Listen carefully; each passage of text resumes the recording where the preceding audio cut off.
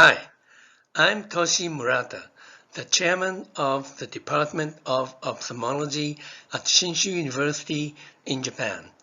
I use CLALAS every day to see the patient in the clinic. In addition, as demonstrated in these three photos, I experienced these three cameras from patient side to prepare this presentation, and I liked CLALAS most. So I'm going to talk about ultra-wide field fundus imaging in everyday outpatient clinic using CLALAS. This is a case of central retinal vein occlusion with neovascular glaucoma. With CLALAS, we took ultra-wide field fundus image and high-resolution optic disc image. Actually, we didn't take two images. If we magnify this wide field image on a monitor, we can obtain a high-resolution image of the optic disc. So CLALAS 700 provides us both an ultra-wide field and high-resolution image in a single capture. Here is a 45-degree conventional photograph of diabetic retinopathy. CLALAS ultra-wide field and high-resolution image.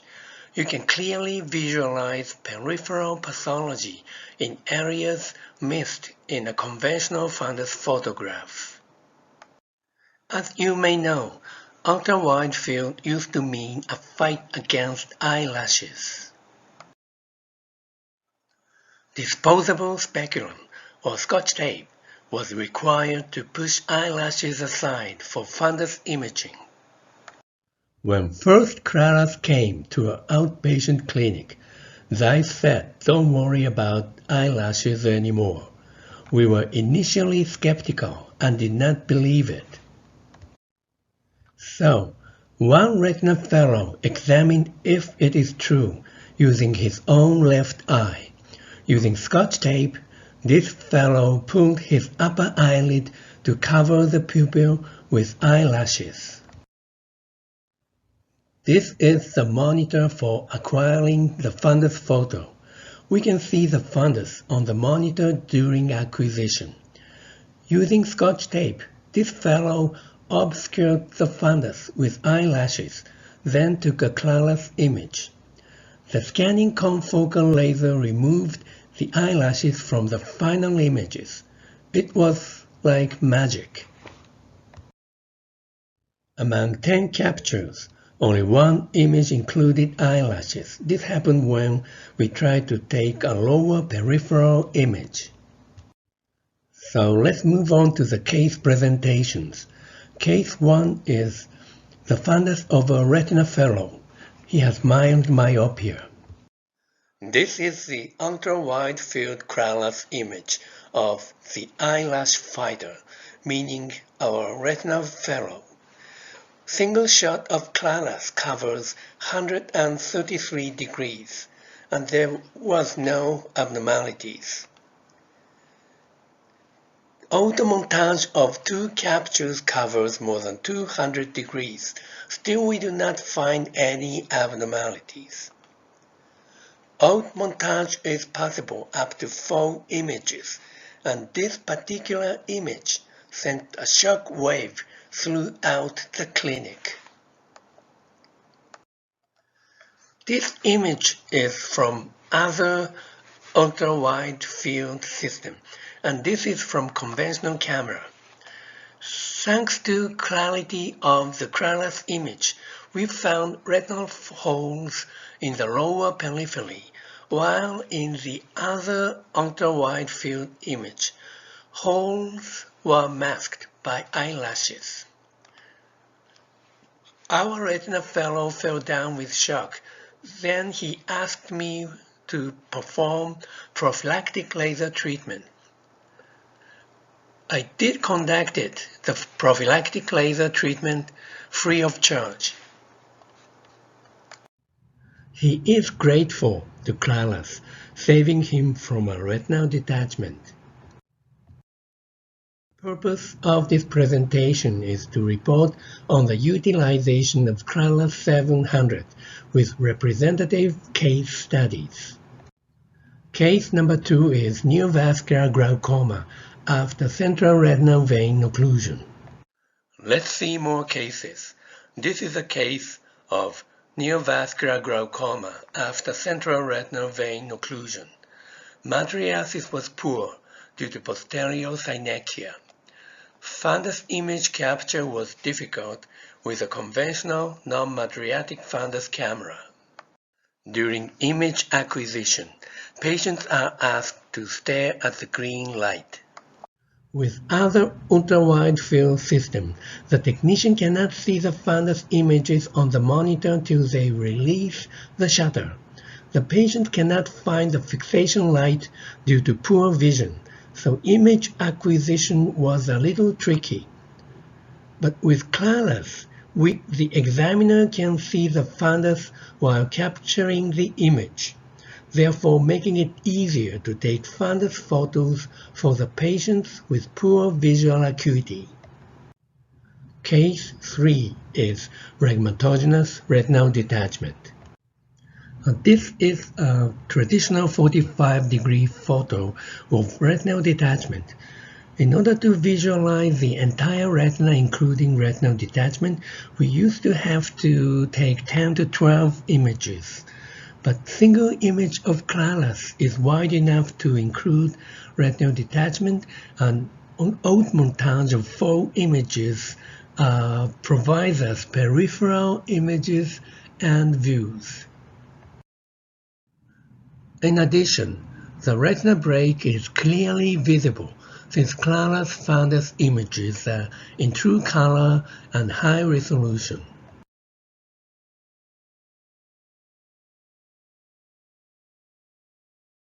Now we understand this kind of finding in a conventional photograph indicates retinal detachment.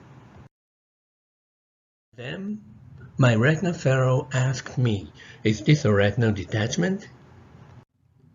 In conventional photo, we need one more shot on the temporal side. A dark color and hemorrhage excluded the possibility of retinal detachment.